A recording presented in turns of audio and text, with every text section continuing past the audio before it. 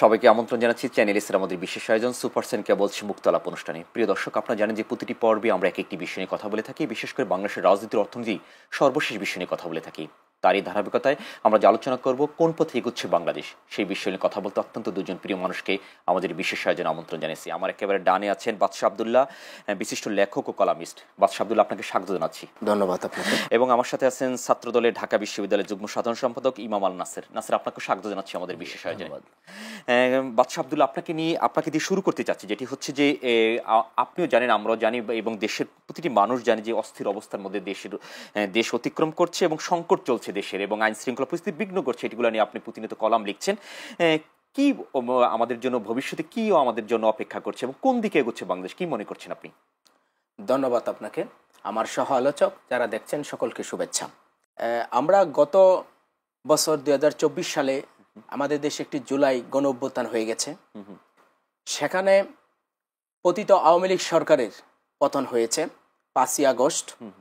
8ই August অন্তর্বর্তীকালীন সরকার গঠন করা হয়েছে দেশে।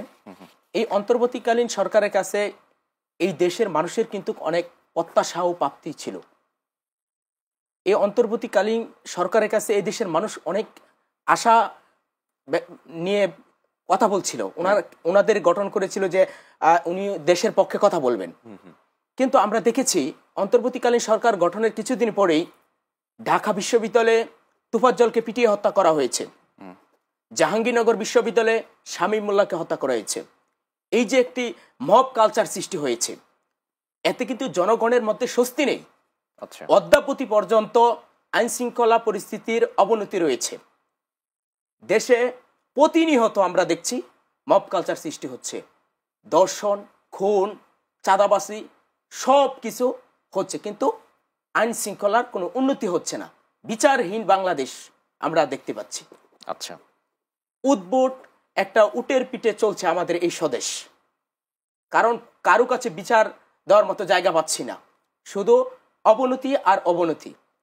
এই সরকার ইতিমধ্যে 14 মাস পার করে ফেলেছে। ওনাদের উচিত ছিল, অন্তর্বর্তীকালীন সরকার যে দায়িত্বটা নিয়েছে তাদের উচিত ছিল টেস্ট ম্যাচ না খেলে টি-20 খেলা। কারণ বিগত এদেশে যতটি অন্তর্বর্তীকালীন সরকার হয়েছে বা তত্ত্বাবধায়ক সরকার হয়েছে, তারা কিন্তু বেশি দিন ছিল না।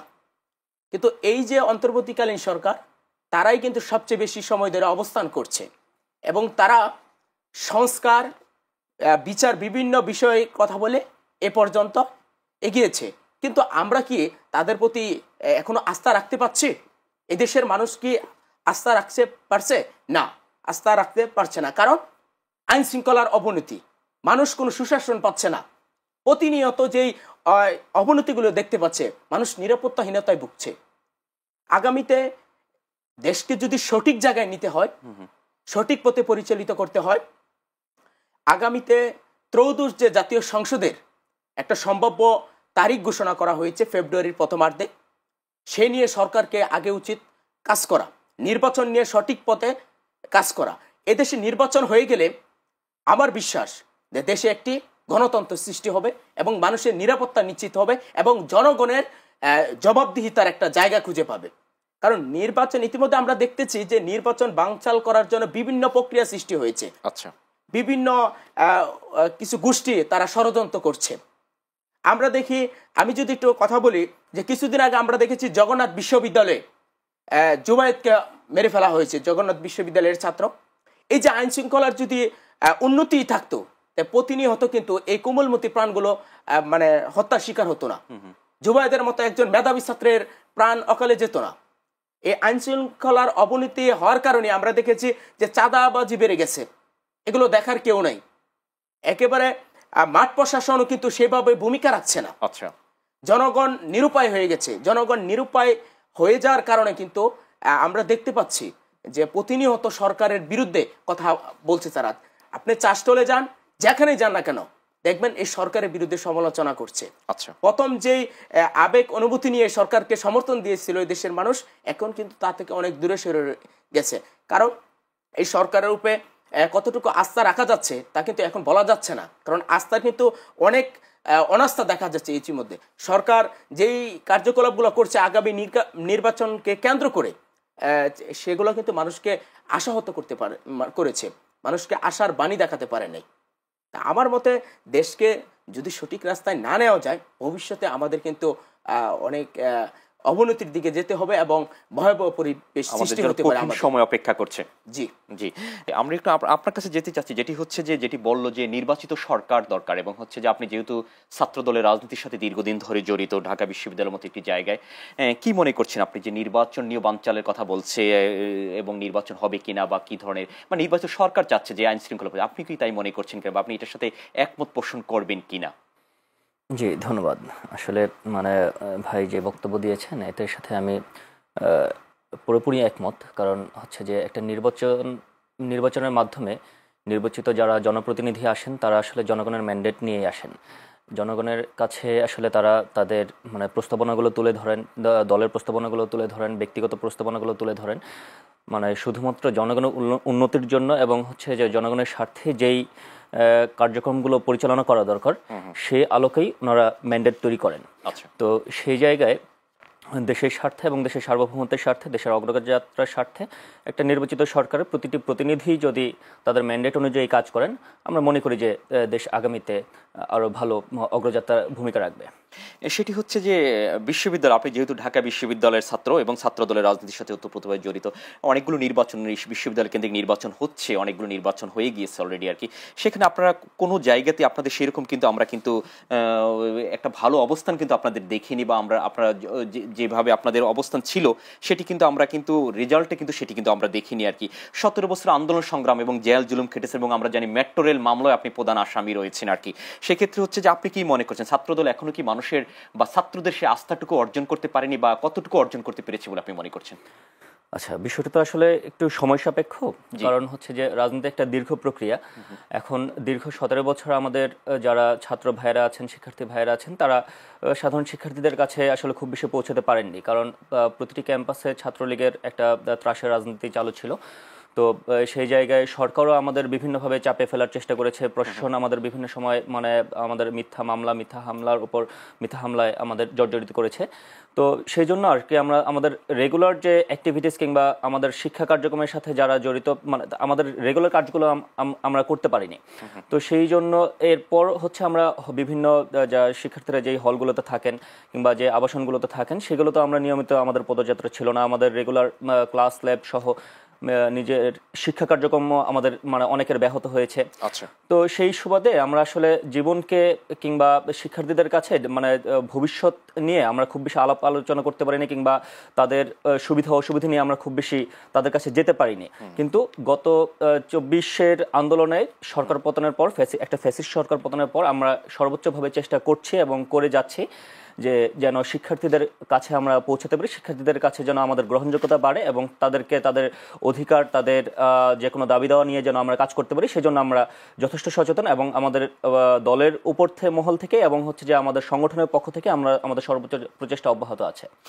যেটি হচ্ছে যে বিশ্ববিদ্যালয়ের যেটি আপনারা যেভাবে আপনারা রেজাল্ট বা আপনাদের হচ্ছে ফলাফল পাননি, এটি কি জাতীয় নির্বাচনে কোনো প্রভাব ফেলবে কিনা?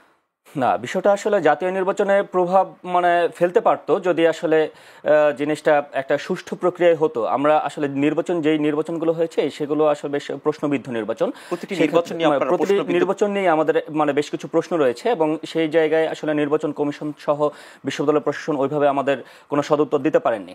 আমার মনে হয় যে শিক্ষার্থীরা তাদের এই মানে নির্বাচন এবং তাদের এই মানে পরিকল্পিত যেই পরিকল্পিত বাস্তবায়নকে শিক্ষার্থীরা আমার মনে হয় যে ভালোভাবে গ্রহণ করেননি। সেটা জাতীয় নির্বাচনে তারা আমি আশা করি তারা জাতীয় নির্বাচনে এটা প্রতিফলন ঘটাবে। আপনাদের 31 দফা নিয়ে বেশ কথা হচ্ছে আর কি, যে বিএনপির পক্ষ থেকে বা তারেক রহমান যে 31 দফা দিয়েছে সেটি নিয়ে আপনারা প্রচার করছেন এবং যারা আপনাদের সম্ভাব্য প্রার্থী তারাও কিন্তু মাঠে ময়দানে সেগুলো নিয়ে বেড়াচ্ছেন আর কি। 31 দফার অনেকগুলো বিষয় আছে যেগুলো দীর্ঘমেয়াদী একটি প্রসেস এবং বাস্তবায়ন করা, এটি আপনি কি মনে করছেন যেটি বাস্তবায়নে আপনাদের কোনো সমস্যা হবে কিনা, বা এটি কোনো সংকটের মুখে পড়বেন কিনা, বা আপনারা খুব দ্রুত চাচ্ছেন যে এগুলোকে আপনাকে সমাধান করবেন আগামী বাংলাদেশ বিনির্মাণে আর কি, সম্ভব কিনা? আসলে ৩১ দফা জিনিসটা আসলে একটা ধরা যায় যে একটা জনগণের চুক্তি, এটা জনগণের সাথে জনগণের স্বার্থে ৩১ দফাটা প্রণয়ন করেছিলেন আমাদের ভারপ্রাপ্ত চেয়ারম্যান জনাব তারেক রহমান। তো আমরা জনগণ যদি এবং আমাদের যারা আমাদের দলের যারা কর্মী সমর্থক আছেন সবাই মিলে যদি আমরা কাজ করি, জনগণকে সাথে নিয়ে যদি আমরা কাজ করতে পারি, আমি বিশ্বাস করি যে ৩১ দফা একেবারে পরিপূর্ণভাবে বাস্তবায়ন সম্ভব। আমরা আশা করছি যে আগামী বাংলাদেশ বিনিময়ে আপনাদের এই ৩১ দফা জনগণের জন্য এবং জনগণের সুযোগ বয়ে আনবে। আর বাদশা আব্দুল্লাহ, সেটি হচ্ছে যে আপনি বলছেন যে আমরা সংকট এবং সমস্যা এবং হচ্ছে সংস্কার, যে বিষয়গুলো আর কি, যেই ধরনের সংস্কার করার কথা ছিল গত ১ বছরে বা ১৪ মাসের কথা আপনি বলছেন, সেটি বলছেন যে আমরা সেটি আলোর মুখ সেভাবে আমরা দেখতে পাই। নির্বাচন তো একেবারে সন্নিকটে, ডিসেম্বরের দিকে বা নভেম্বরের শেষের দিকে হচ্ছে তফসিল ঘোষণা হতে পারে হয়তো বা, কিন্তু এর মধ্যে আর কতটুকু সংস্কার বা আমরা যতটুকু প্রত্যাশা করেছিলাম এই ইন্টারিম গভর্নমেন্টের কাছে তার কতটুকু প্রাপ্তি ঘটেছে জনগণের, আপনি কি মনে করছেন? আমি মনে করি যে সংকট, যে প্রধান সংকটটা রয়ে গেছে রাজনৈতিক সংকট, সেটা কিন্তু এখনো উত্তরণ হয় নাই। আচ্ছা, আপনি দেখবেন কিছুদিন আগে জুলাই সনদ স্বাক্ষর করা হয়েছে। বিভিন্ন রাজনৈতিক দল, সেখানে প্রায় ২৪টি রাজনৈতিক দল উপস্থিত ছিল। তার মধ্যে ১৯টির রাজনৈতিক দল নিবন্ধন আছে আর বাকিগুলোর নিবন্ধন নেই। আচ্ছা, আমরা দেখেছি নির্বাচন কমিশনে প্রায় ৫২টি রাজনৈতিক দল, কার্যক্রম নিষিদ্ধ আওয়ামী লীগ সহ প্রায় ৫২টি রাজনৈতিক দল রয়েছে নিবন্ধিত। আপনি জুলাই সনদ, একটি ঐতিহাসিক সনদ স্বাক্ষর করতে যাচ্ছেন, সেখানে স্বাক্ষর করেছেনও ২৪টি রাজনৈতিক দল রেখেছেন। বাকি যে রাজনৈতিক দলগুলো রয়েছে, ওই রাজনৈতিক দলগুলো কেন রাখলেন না? সংবিধানের কোন ধারায় লেখা আছে যে ওই রাজনৈতিক দলগুলোকে রাখা যাবে না? আচ্ছা, এটাই তো আপনার জুলাই গণ অভ্যুত্থানের পরে যে আপনারা নতুন বাংলাদেশ বলছেন, সেই পরিবর্তিত পরিস্থিতিতে বাংলাদেশ যে নতুন বাংলাদেশ বলছেন, সেই নতুন বাংলাদেশে তো রাজনৈতিক সংকটই রয়ে গেল। গণতন্ত্র, যে আমরা গণতন্ত্রের কথা বলি, সেই গণতন্ত্র তো পূর্ণভাবে অর্জিত হচ্ছে না। আপনি যে ওই রাজনীতিগুলোকে বাদ দিলেন, কোন প্রক্রিয়ায় বাদ দিলেন তা জনগণের সামনে উপস্থাপন করা উচিত ছিল। আচ্ছা, আওয়ামী লীগ বান আপনার কার্যক্রম নিষিদ্ধ রয়েছে, বিভিন্ন তথ্য তাদের নামে রয়েছে। আপনার জাতীয় পার্টি রয়েছে, অচৌদ্দ দল রয়েছে, অন্যান্য রাজনৈতিক দলগুলো রয়েছে। ওই রাজনৈতিক দলগুলোর কি অধিকার নেই এই দেশে? এই জুলাই সনদ স্বাক্ষর অনুষ্ঠানে থাকার কথা ছিল তো তাদেরই। আচ্ছা, আমরা দেখতেছি এই যে জুলাই গণঅভ্যুত্থানের পরে এই জাতীয় পার্টির উপরে অনেক অত্যাচার হচ্ছে। তাদের কার্যালয় পুড়িয়ে ফেলা হচ্ছে, দেশের বিভিন্ন জায়গায় তাদের কার্যালয় পুড়িয়ে ফেলা হচ্ছে। গত কিছুদিন আগেও আমরা দেখেছি তাদের একটি কর্মী সভা পণ্ড করে দেওয়া হয়েছে। কেন করা হচ্ছে? গণতান্ত্রিক রাষ্ট্র আমরা চাচ্ছি। শেখ হাসিনার পতন হয়েছিল কেন? গণতন্ত্র ধ্বংস করেছিল, রাতের ভোটের ইলেকশন করেছিল, আমিডামি নির্বাচন করেছিল। এই কারণে কি শেখ হাসিনার পতন হয়েছে। আজকে ৫ আগস্টের পরে এই অন্তর্বর্তীকালীন সরকার, আমরা যার কাছে একটা মানুষ আমরা চেয়েছিলাম যে যিনি সকল রাজনৈতিক দলকে নিয়ে সাথে নিয়ে একই ছাতার নিচে রেখে দেশকে সামনের দিকে এগিয়ে নিয়ে যাবেন, কিন্তু আমরা সেই রাজনৈতিক সংকট কিন্তু এখনো দূর করতে পারি নাই। সেই রাজনৈতিক সংকট রয়েই গেল এবং প্রতিনিয়ত দেখছি বিভিন্ন রাজনৈতিক দল, যেমন জাতীয় পার্টি সহ অন্যান্য রাজনৈতিক দলের উপর ধরপাকড় হচ্ছে। কেন হচ্ছে? সেই সদুত্তর কিন্তু সরকারের পক্ষ থেকে দেওয়া হচ্ছে না। যতক্ষণ পর্যন্ত রাজনৈতিক সংকট সমাধান না হবে, ততক্ষণ পর্যন্ত এই নির্বাচন নিয়ে কিন্তু অনিশ্চয়তা থেকেই যায়। আপনার রাজনৈতিক সংকট যদি সমাধান না হয়, তাহলে দেখবেন বিভিন্ন গোষ্ঠী ইন্ধন দিতে থাকবে এবং আগামী যে ত্রয়োদশ জাতীয় সংসদ রয়েছে, সেই আপনার নির্বাচনটা বানচাল করে দিতে পারে। এর জন্য আমি একটা কথা বলতে পারি, দেশের বৃহত্তম রাজনৈতিক দল হিসেবে বিএনপিকে একটি ভালো ভূমিকা নিতে হবে। আমরা দেখেছি যখন জাতীয় পার্টির অফিসে আগুন দিয়েছে কিছুদিন আগে, তখন কিন্তু বিএনপির পক্ষ থেকে একটি বিবৃতি দেওয়া হয়েছে যে কোনো রাজনৈতিক দলের কার্যালয়ে যাতে এই ধরনের ঘটনা, অনাকাঙ্ক্ষিত ঘটনা না ঘটে। আরেকটি বিষয়, দলের মহাসচিব বলছে যে কোনো রাজনৈতিক দল নিষিদ্ধ করার পক্ষ তারা নেই। এই যে বড় দলের একজন মহাসচিব, বিএনপির মহাসচিব হিসেবে উনি একটা সুন্দর কথা বলেছেন, চমৎকার কথা বলেছেন। কারণ এটাই উচিত, দেশের বৃহত্তম রাজনৈতিক দল হিসাবে ওনার উচিত এই ধরনের বক্তব্য রাখা। কারণ অন্যান্য দল চাইবে যে জাতীয় পার্টিকে আওয়ামী লীগের দূষর হিসাবে নিষিদ্ধ করার জন্য ইতিমধ্যে আমরা দেখেছি প্রস্তাব উঠেছে। কিন্তু আগামী নির্বাচন সফল করতে চাইলে আপনাকে সকল রাজনৈতিক দলগুলোকে নিয়ে কিন্তু নির্বাচন সফল করতে হবে। আপনি কিন্তু বাদ দিতে পারবেন না। শেখ হাসিনা যেমন 2014 সালে আমরা দেখেছি যে প্রায় 153টা আসনে বিনা ভোটে এমপি হয়েছে। ওই নির্বাচন কিন্তু বিএনপি জামাত তারা কিন্তু প্রত্যাখ্যান করেছিল। এই 2014 সালের যে নির্বাচনটা হয়েছিল, এই নির্বাচনের কারণে কিন্তু আমি মনে করি শেখ হাসিনার যে ভুল ছিল, এই ভুলের খেসারও কিন্তু 2024-এ এসে দিতে হয়েছে। অতীতের শিক্ষা নিয়ে এখন যে রাজনৈতিক দলগুলো রয়েছে, এবং এই সরকারের উচিত অতীতের শিক্ষা নিয়ে এবং নতুন বাংলাদেশ গড়তে হলে সকল রাজনৈতিক দলগুলোকে একসাথে নিতে হবে, এবং আগামী নির্বাচন সফল করার জন্য সকল রাজনৈতিক দলকে একই ছাতায় আনতে হবে, এবং বিএনপিকে শক্ত হাতে কথা বলতে হবে যাতে কোনো রাজনৈতিক দল আগামীতে নিষিদ্ধ না হয়। সকলে যাতে রাজপথে থেকে এবং দেশকে সুন্দরভাবে এগিয়ে নিতে সকলে যদি কাঁধে কাঁধ মিলিয়ে ঐক্যবদ্ধভাবে কাজ করতে পারে, তাহলেই কিন্তু আপনার রাজনৈতিক সংকট দূর হবে এবং আগামী সংসদ নির্বাচন সফলভাবে সম্ভব হবে। এবং অতীত থেকে আমাদের শিক্ষা নেওয়া দরকার এই বিষয়গুলো যেগুলো আমাদের হয়েছে আর কি। যেটি হচ্ছে যে ইস্যুকে যেটি হচ্ছে যে আমরা দেখেছি গত 17 বছর আপনারা অভিযোগ করেছেন, বা গত 17 বছর আপনাদেরকে ক্যাম্পাসে ঢুকতে দেওয়া হয়নি, আপনাদের যে রাজনৈতিক কার্যক্রম অধিকার রয়েছে সেটুকু আপনাদেরকে খর্ব করেছে তারা। সেটি হচ্ছে যে যদি এখনো যদি আপনারা নির্বাচনের কথা বলছেন বা এখন ইউনিভার্সিটি আপনারা চালাচ্ছেন, সেক্ষেত্রে হচ্ছে যে আপনারাও কি এই ধরনের কোনো কার্যক্রম বা তা অন্য কাউকে এরকম, আমি কাউকে ম্যান্ডেট করে বলছি না, অন্য কেউ আসলো কি সেখানে আপনারা আবার বাধার পুঁতি হতো, বা আওয়ামী লীগ যেটি স্বীকার মানে যেটি করেছে সেখান থেকে আপনারা কোনো শিক্ষা নিচ্ছেন কিনা আর কি?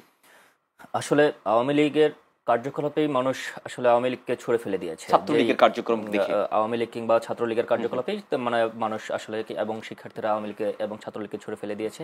যেই নেত্রী আসলে বারবার বলতেন যেটা তার বাবার দেশ, সেই তার বাবার দেশের জনগণই তাকে দেশ থেকে বিতাড়িত করতে বাধ্য করেছে।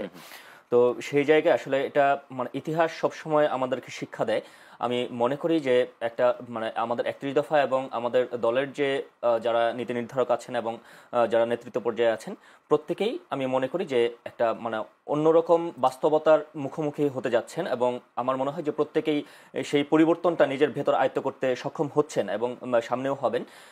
সেই পরিবর্তনকে ধারণ করে ইনশাআল্লাহ তারা আগামীতে সাধারণ মানুষের জন্য এবং সাধারণ শিক্ষার্থীদের জন্য যতটুকু জনবান্ধব এবং শিক্ষার্থী বান্ধব কার্যক্রম নেওয়া প্রয়োজন সেইভাবেই তারা আগামীতে পরিচালিত হবেন।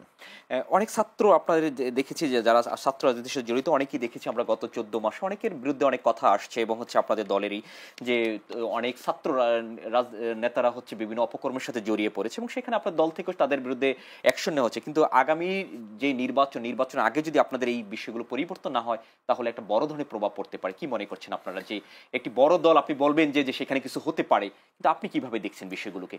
আসলে বিষয়টা হচ্ছে যে একটা মানে বিভিন্ন অস্থিরতা থেকে হয়তো মানুষ অপরাধে জড়িয়ে অনেকে গিয়েছে, কিন্তু আসলে এই অপরাধটাকে নির্মূল করার জন্য আমাদের দলের পক্ষ থেকে শক্ত হাতে এটাকে মানে প্রতিরোধ করার চেষ্টা করা হয়েছে, এবং আমাদের সংগঠনের পক্ষ থেকেও যারা আসলে অপরাধের সাথে জড়িত তাদেরকে শাস্তিমূলক ব্যবস্থার পাশাপাশি তাদের বিরুদ্ধে মানে দল থেকেই তাদের বিরুদ্ধে মামলা কিংবা বিভিন্ন আইনি প্রক্রিয়ায় যাওয়ার নির্দেশনা দেওয়া হয়েছিল।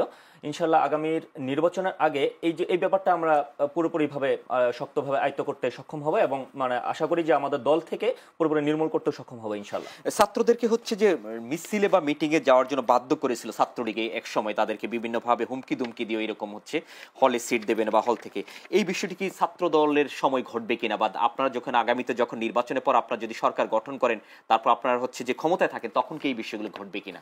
আসলে দেখুন, রাজনীতি একটা মানে ব্যক্তিগত আগ্রহের ব্যাপার। এখানে কাউকে জোর জবরদস্তি করে আসলে রাজনীতি আনাও যায় না, কিংবা রাজনীতিতে তাদেরকে প্রভাবিত করা যায় না। আপনি সর্বোচ্চ আপনার কাজ দিয়ে তাদেরকে মন জয় করে নিয়ে তাদেরকে আগ্রহী করতে পারেন, এবং আমরা আশা করি যে আমরা শিক্ষার্থীদের জন্য এমন কিছু কাজ করে যাব শিক্ষার্থীরাই যেন আমাদের রাজনীতির প্রতি আগ্রহী হন। আমাদের আসলে জোর জবরদস্তি করার কোনো মানে ইচ্ছা এবং কোনো রকম কোনো নির্দেশনাও আমাদের নেই। আমাদের শুধুমাত্র নির্দেশনা আছে যে শিক্ষার্থীদের জন্য, শিক্ষার্থীদের অধিকারের জন্য, শিক্ষার্থীদের সুবিধার জন্য যেভাবে কাজ করা দরকার, শিক্ষার্থীদের যেন আমাদের প্রতি আগ্রহী হয় সেভাবে আমাদের কাজ করার নির্দেশনা আছে। আমরা ইনশাল্লাহ সেভাবে কাজ করে যাব। সেটি হচ্ছে যে আমরা জানি যে 24-এর যে গণঅভ্যুত্থান হয়েছে তার আগে মেট্রো রেলের যে পুরনো মামলা, সেখানে আপনাকে হচ্ছে আসামি করা হয়েছিল এবং আপনার কয়েকজন একই সাথে জেলে ছিলেন। সেই বিষয়টি যদি আমাদেরকে একটু বলতেন যে কোন দিন আপনারা গ্রেপ্তার হয়েছিলেন বা কিভাবে গ্রেপ্তার হয়েছিলেন, বা আপনাদের কারাগারে নেওয়ার পরে কোনো কি পরিস্থিতি ঘটেছিল আপনাদের জন্য? বিষয়টা আমি একটু সংক্ষেপেই বলি। যেদিন ক্যাম্পাস বন্ধ হয়, আমরা আসলে এই জুলাই আন্দোলনটা শুরু করেছিলাম। যারা সামনে থেকে নেতৃত্ব দিয়েছিলেন তাদের ব্যানারে আমরা জুলাই আন্দোলনটা শুরু করেছিলাম। আমাদের দল থেকে এবং আমাদের সংগঠন থেকে সেরকম নির্দেশনা দেওয়া ছিল। কিন্তু ক্যাম্পাস বন্ধ হওয়ার পর থেকে আমাদের উপর এরকম নির্দেশনা ছিল যে যেখানে আছেন, যেই জায়গায় থাকছেন সেই জায়গা থেকে যেন আন্দোলনে শরিক হই। আমরা সেই সময় আমি ছিলাম মিরপুর কাজীপাড়ায় কেন্দ্রীয় ছাত্রদলের যুগ্ম সাধারণ সম্পাদক আবু হান্নান তালুকদার ভাইয়ের বাসায়। তো সেখান থেকে আমরা আন্দোলনে শরিক হই, কিন্তু 25 জুলাই রাতে আপনার শেখ হাসিনা যেদিন আপনার মেট্রো রেল পরিদর্শনে গিয়ে কান্নাকাটি করে একটা নাটক মঞ্চস্থ করলো, সেদিন রাতের বেলায় ডিবি পুলিশ আমাদের বাসায় এসে মানে কড়া নাড়ে। আমরা ডোরাই দিয়ে দেখতে পাই যে ডিবি সরাসরি বাসার দরজার সামনে এসে দাঁড়িয়ে আছে। তো মানে দরজা খোলার পর দেখি যে 18 জনের একটা টিম আমাদের বাসায় প্রবেশ করে এবং সরাসরি প্রথমে নিয়ে যায় আপনার হান্নান ভাইকে, এবং পরবর্তীতে আমাকে, বেসরকারি বিশ্ববিদ্যালয়ের সহসভাপতি ফেরদৌস রুবেল ভাইকে এবং আমাদের ঢাকা বিশ্ববিদ্যালয়ের যুগ্ম সাধারণ সম্পাদক ফজলুর রহমান বিজয়কে। তো আমাদের 4 জনকে নিয়ে সরাসরি আপনার চলে যায় ডিবি মিন্টু রোডে ডিবি কার্যালয়ে। সেখান থেকে আমাদের 4 দিন গুম অবস্থায় রাখে, আমাদের পরিবারের সাথে কোনো রকম যোগাযোগ করার সুযোগ দেয় না, এবং আমাদের সংগঠনের পক্ষ থেকে যোগাযোগ করার চেষ্টা করা হলো, বিভিন্ন থানায় সহ বিভিন্ন ডিবি কার্যালয়ে চেষ্টা করা হলো, তারা আমাদেরকে কোনো রকম তথ্য দিতে তারা রাজি হয়নি। 4 দিন পর 28 তারিখ হচ্ছে তারা আমাদের মিডিয়া ট্রায়াল দেয়। এই 4 দিন যে আমাদের যে তারা গুম অবস্থায় রাখে, তা আমাদের সরাসরি তারা মানে একটা জবানবন্দিমূলক একটা স্বীকারোক্তি আদায়ের চেষ্টা করে যে আমরা মেট্রো রেলে সরাসরি আগুন দিয়েছি, এবং হচ্ছে যে মেট্রো রেল সহ আমাদের মানে জাতীয় যে স্থাপনাগুলো আছে সেগুলো ধ্বংসের পরিকল্পনা আমরা করেছি। তো আমরা আসলে সেই জায়গায় আমরা সম্মতি হই না, এই জন্য আমাদের 4 দিন ধরে তারা চেষ্টা করে, কিন্তু পরবর্তীতে যখন দেখা যায় যে আমাদের আসলে ওরকমভাবে স্বীকারোক্তিমূলক জবানবন্দি নেওয়া সম্ভব না, তো এরপর হচ্ছে 28 তারিখ তারা আমাদের মিডিয়া ট্রায়াল দেয়। 28 তারিখ মিডিয়া ট্রায়াল দিয়ে আমাদেরকে আপনার আদালতে প্রেরণ করে। আদালত থেকে তারা 10 দিনের রিমান্ড মঞ্জুর করে, কিন্তু আদালত আপনার 5 দিনের রিমান্ড মঞ্জুর করে। 10 দিনের রিমান্ড আবেদন করার পর 5 দিনের রিমান্ড মঞ্জুর করে। তো সেই 5 দিন পর হচ্ছে আমরা 2 তারিখ আবার আমাদের কেন্দ্রীয় কারাগারে প্রেরণ করে আর কি। তো আমরা ডিবি কার্যালয়ে ছিলাম 9 দিন। এই 9 দিনের মধ্যে আমরা দেখেছি যে আপনার যুবদলের সাবেক সভাপতি সুলতান সালাউদ্দিন টুকু ভাইকে, উত্তর বিএনপির সভাপতি আমিনুল হক ভাইদের, তাদেরকে ইলেকট্রিক শক দিয়ে মানে ডিবির যারা অন্যান্য যারা ছিলেন তাদের কাঁধে ভর করে আমরা আনতে দেখেছি, এবং ওখানে শহীদুদ্দিন চৌধুরী, অ্যানি ভাইরা ছিলেন, আমাদের মানে যে জাতীয় নেতৃবৃন্দরা ছিলেন, তাদের উপর অমানসিক নির্যাতন তাদের আমরা দেখেছি, আমাদের নিজের চোখে দেখেছি। যাদেরকেই আপনার জিজ্ঞাসাবাদের জন্য ডিবি কার্যালয় ভেতরে নিয়ে যেত, তারা কেউ সুস্থভাবে ফেরত আসতে পারতেন না। এবং এমনকি আমাদের সাথে যে অ্যারেস্ট হয়েছিলেন আবু হান্নান তালুকদার, তার পায়ে আঘাতে ডিবির আপনার আপনার মিরপুর জোনের যে ডিসি ছিলেন শহীদুল ইসলাম, তার লাঠির আঘাতে হান্নান ভাইয়ের পায়ের পেটালা, যে হাঁটুর যে পেটালা আছে, পেটালটা ভেঙে যায়। আমাদের এমনভাবে আঘাত করে যে মানে প্রথমে হ্যান্ডকাফ লাগিয়ে মাথা চোখে একটা গামছা দিয়ে চোখটা বাঁধে, তার উপর একটা জম্প টুপি পরিয়ে তারা আঘাত করে, যেন আমরা মানে আঘাতের বিষয়টা যেন আমরা না দেখতে পারি। এরপর হচ্ছে আঘাতের পর তারা আমাদের কিছুটা আবার সময় দিয়ে তারা কিছুক্ষণ হাঁটাহাঁটি করায় যেন মাসলগুলো একটু যেন রিল্যাক্স হয়। এরপর আবার তারা নির্যাতনের জন্য এবং আবার স্বীকারোক্তিমূলক জবানবন্দির জন্য তারা আমাদেরকে বারবার ডেকে নিয়ে গেছে। তো এরকম আমি দেখেছি যে যা আমাদের বিএনপির জাতীয় নেতৃবৃন্দ যারা ছিলেন তাদের প্রত্যেকেই অমানসিক নির্যাতন করা হয়েছিল। আমি এর আগেও আপনার 2023 সালের নভেম্বরে আমি অ্যারেস্ট হয়েছিলাম আপনার 2024 সালের নির্বাচনকে প্রতিহত করার যে আমাদের আন্দোলন ছিল, সেই আন্দোলনে কাজ করতে গিয়ে আমি 2023 সালেও আমি অ্যারেস্ট হয়েছিলাম। তখন একটা পরিস্থিতি দেখছিলাম, আর এইবারের পরিস্থিতির মতো ভয়াবহ পরিস্থিতি আসলে আমি কখনো মানে অনুমান করতে পারিনি। এই থেকে আমাদের শিক্ষা নেওয়া দরকার। জি অবশ্যই, এই থেকে আমরা আসলে এই বাংলাদেশে আমি আগামীতে আমি মনে হয় আমরা এই বাংলাদেশ চাই না, এই বাংলাদেশ চাই না। আমরা একটা ছোট বিরতিতে যাব, তারপর আপনাদের সাথে আর এই বিষয়গুলো বিস্তারিত আলোচনা করব। দর্শক, আমরা যাব সুপার সায়েন্স কেবলসের সৌজন্যে ছোট্ট একটা বিরতিতে। থাকুন আমাদের সাথে, ফিরছি একটু পরেই।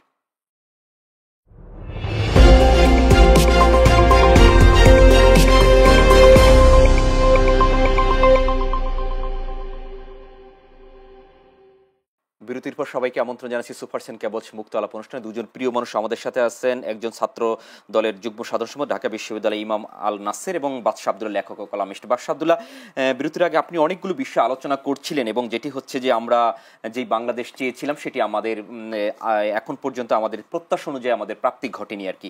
কি মনে করছেন যে আমরা একটি সুন্দর বাংলাদেশ, যেই 17 বছরের যে অরাজকতা, যেই হচ্ছে দুর্নীতি, স্বজনপ্রীতি এবং হচ্ছে অত্যাচার, নির্যাতন, সেখান থেকে আমরা উঠে আসতে চাচ্ছিলাম আর কি, আমরা কি করলে সেটিকে সমাধান করা সম্ভব? এবং আপনি আপনার কলামেও সেগুলো লিখেছেন যে এইভাবে হলে এইভাবে কি করা দরকার, এবং মাঠ পর্যায়ে আইন শৃঙ্খলা পরিস্থিতি এতটা বিঘ্ন হচ্ছে এবং কেউ কারোর সর্বোচ্চটুকু দিয়ে চেষ্টা করছে না জনগণের জানমালের নিরাপত্তা করার জন্য। আপনি কি মনে করছেন? এখানে আপনার সরকারের সদিচ্ছা থাকতে হবে এবং সরকারকে তার যথাযথ ভূমিকা পালন করতে হবে।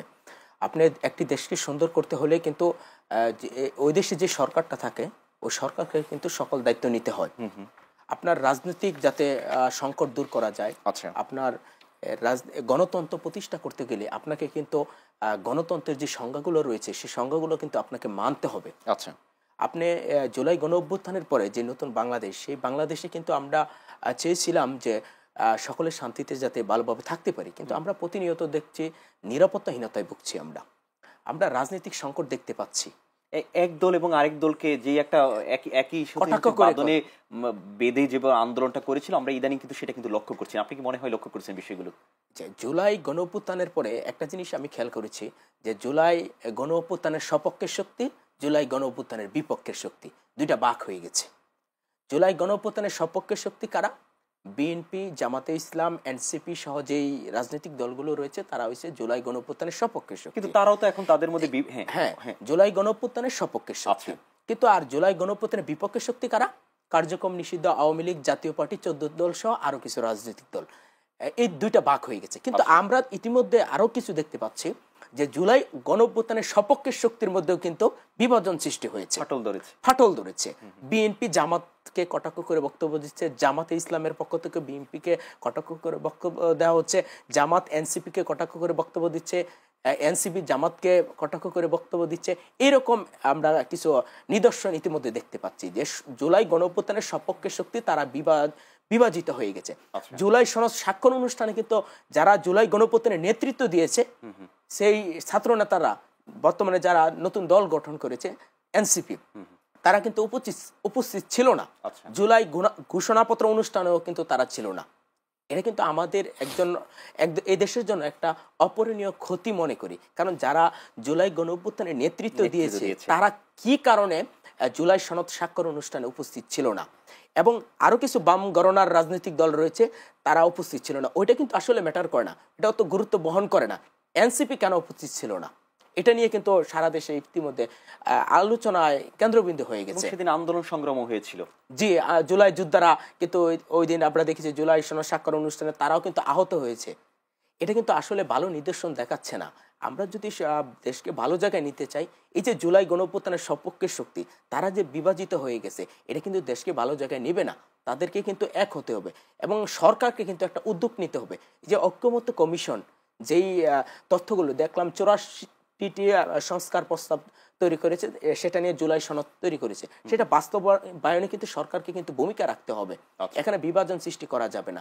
জুলাই সনদ বাস্তবায়ন করবেন, সেখানে কিন্তু যে ইতিমধ্যে আমরা দেখছি একটা গণভোটের কথা হচ্ছে, সেই গণভোটটা কিন্তু আমার একটি প্রশ্ন যে সরকারের পক্ষ থেকে বা বিভিন্ন রাজনৈতিক দলের পক্ষ থেকে গণভোটের কথা বলা হচ্ছে। আমার কথা হলো, এই দেশের মানুষ কি গণভোট চায় কিনা সেটা নিয়ে একটা গণভোট হওয়া উচিত। এদেশের মানুষ প্রকৃতপক্ষে গণভোটটা চায় কিনা। ইতিপূর্বে আমরা দেখেছি এদেশে 3টা গণভোট হয়েছে।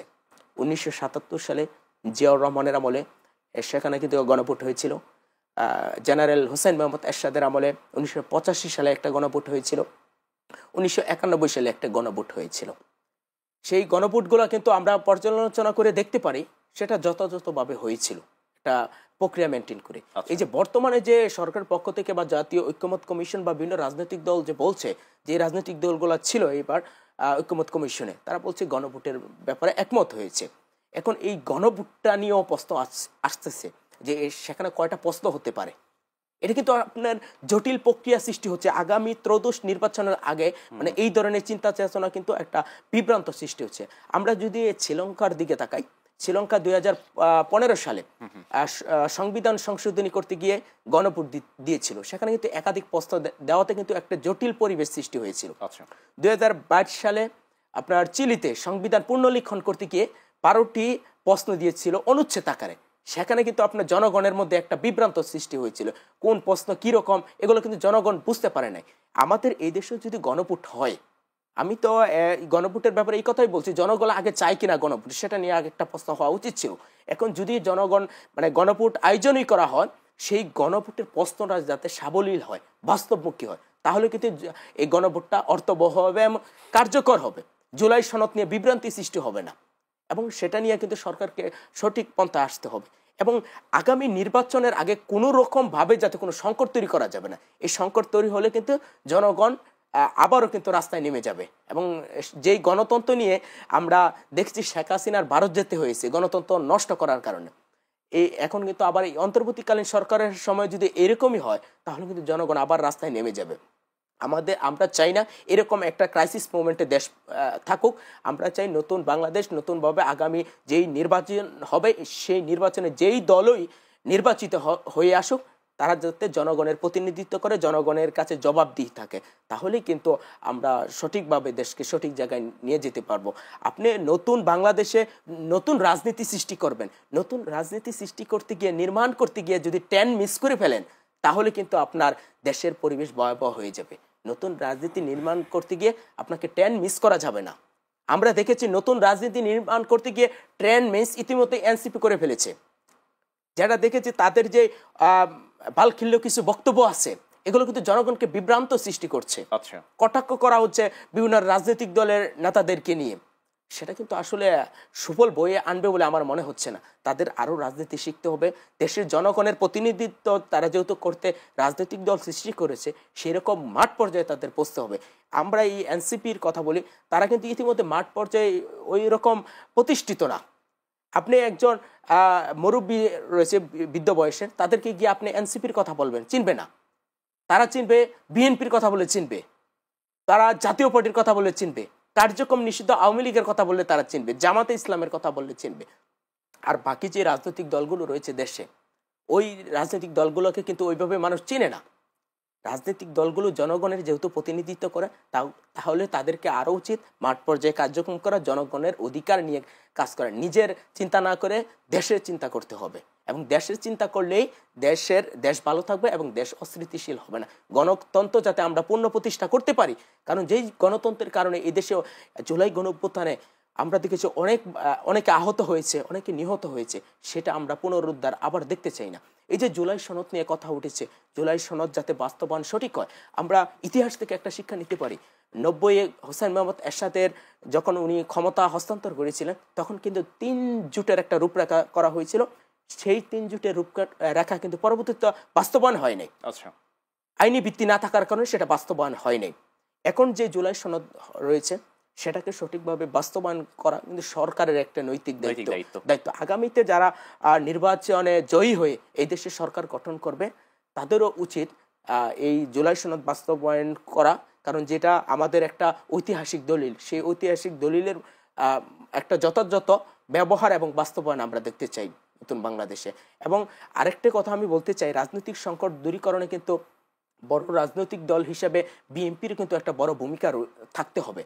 কারণ আগামী নির্বাচন যদি বানচাল হয়ে যায়, দেশের কিন্তু মানে অভাবনীয় ক্ষতি হয়ে যাবে। সেজন্য বিএনপিকে বড় ভূমিকা রাখতে হবে। কোনো রাজনৈতিক দল যাতে নিষিদ্ধ না হয়, কোনো রাজনৈতিক দল কার্যক্রম করতে গিয়ে যাতে তাদের গণতান্ত্রিক অধিকার না হারায়, সবাই যাতে সঠিকভাবে তাদের দায়িত্ব এবং গণতান্ত্রিক অধিকার প্রতিষ্ঠা করতে পারে। আগামী নির্বাচন আর কিছুদিন রয়েছে, এই কিছুদিনের মধ্যে যাতে সঠিকভাবে এবং এই অন্তর্বর্তীকালীন সরকারও যাতে সঠিকভাবে আইন শৃঙ্খলা রক্ষাকারী বাহিনীকে মাঠ পর্যায়ে কার্যক্রম চালাতে পারে, সেই দিকে সরকারের নজর থাকতে হবে। এবং আমাদেরকে যথাযথভাবে আইন শৃঙ্খলা রক্ষাকারী বাহিনীর উপর আস্থা রাখতে হবে। সেই ধরনের পরিবেশ সরকারের করে দেওয়া উচিত। আমরা আশা করছি আর কি। মিশুক, একটি বিষয় হচ্ছে যে ছাত্রদের জন্য রাজনীতির জন্য ছাত্র না, সেটি হচ্ছে যে আমরা একটি বিষয় আমরা লক্ষ্য করছি গত সময়গুলোতে আর কি, যখনই গিয়েছে তখন ছাত্ররা বিভিন্ন সমালোচনার সম্মুখীন হয়েছে। এবার আপনারা 24 এসে আপনারাই দেশকে পুনরুদ্ধার করেছেন, বা আপনাদের নেতৃত্বে আপনারা যারা ছাত্র ছিলেন, এই ছাত্র রাজনীতিতে মানে যে যারা এখন করছে তাদের ভবিষ্যতের কথা চিন্তা করা যায়, দেশকে এগিয়ে নেওয়ার জন্য, এবং তরুণদের হাতে আগামীর বাংলাদেশ বিনির্মাণ হবে আর কি। আপনি কি মনে করেন তরুণদের কোন দিকে সবচেয়ে বেশি মনোযোগ হওয়া দরকার? আসলে আমাদের একটি দফার মধ্যেও মানে আমাদের শিক্ষার্থীদের জন্য কিছু শিক্ষানীতির কথা বলা হয়েছে, এবং এটা মানে বিশদ আলোচনা আমাদের যারা নীতি নির্ধারক আছেন তারা ব্যাখ্যা করেছেন। আশা করি যারা শিক্ষার্থী যারা আছেন, যারা আগামীর বাংলাদেশ নিয়ে চিন্তা করার চেষ্টা করেন, তারা বিএনপির 31 দফাকে ধারণ করে বিএনপির যারা এই শিক্ষানীতিগুলোর আলোকে তারা নিজেদের জীবনকে তারা ভালো মতো গড়ে নিতে পারবেন। সেক্ষেত্রে আসলে তরুণদের অংশগ্রহণের মাধ্যমে, তরুণ এবং প্রবীণ, আসলে শুধুমাত্র তরুণদের দিয়েই তো আসলে সবকিছু সম্ভব না। একটা দেশ পরিচালনা সহ সামগ্রিক বিষয়ের জন্য একটা অভিজ্ঞতা প্রয়োজন আছে। সেক্ষেত্রে প্রবীণদের সহযোগিতা নিয়ে, প্রবীণদের পরামর্শ নিয়ে ইনশাআল্লাহ তরুণরা আগামীর বাংলাদেশ বিনির্মাণে এবং শিক্ষার পরিবেশ বিনির্মাণে ইনশাল্লাহ তরুণরা কাজ করবে ইনশাল্লাহ। সেটি হচ্ছে যে আপনারা যে এখন এই গ্রামগঞ্জে যে আপনাদের প্রচার প্রচারণা চালাচ্ছেন এবং হচ্ছে যে বিভিন্নভাবে এবং প্রত্যেকটা 300 আসনে আপনারা নির্বাচন করার যে পরিকল্পনা করছেন সেখানে প্রচার চালাচ্ছেন, আপনি কতটুকু জনগণ থেকে সায় পাচ্ছেন? যে বিএনপি 17 বছর বা 18 বছর ক্ষমতার বাহিরে ছিল, এখন কতটুকু সায় পাচ্ছেন আগামী নির্বাচনকে আপনাদেরকে জয়ী করার জন্য? আসলে আমার মনে হয় যে আসলে 31 দফা নিয়ে আমাদের নেতারা যখন বিভিন্ন গ্রামাঞ্চলে যাচ্ছেন, মফস্বলে যাচ্ছেন, জনগণের কাছে যাচ্ছেন, জনগণের সায় দেখে এটাই মনে হচ্ছে যে এই 31 দফা শুধুমাত্র বিএনপির কোনো দফা নয়, এই 31 দফা শুধু মানে তাদেরই দফা। যে যাদের কাছে যাচ্ছেন, কারণ তারা এটা খুব সুন্দরভাবে গ্রহণ করছেন এবং হচ্ছে যে তারা যুগোপযোগী হিসেবে তারা এটা গ্রহণ করছেন। সেটি হচ্ছে যে বিশ্ববিদ্যালয়ের রাজনীতি, এটি হচ্ছে যে একটি বড় বিশ্বের প্ল্যাটফর্ম আর কি, সেখান থেকে অনেকে ভবিষ্যতে নেতৃত্বে আসছে বা আসার চিন্তা করছে আর কি। সেই ক্ষেত্রে কোন বিষয়টিকে মাথায় রাখতে হবে আপনি কি মনে করছেন? যে নেতৃত্বের গুণাবলী থাকা কি দরকার? আপনি একজন ছাত্র রাজনীতির সাথে জড়িত দীর্ঘদিন ধরে, আপনি কি মনে করছেন কোন বিষয়টিকে সবচেয়ে বেশি মনোযোগ দেওয়া দরকার একজন ছাত্রের?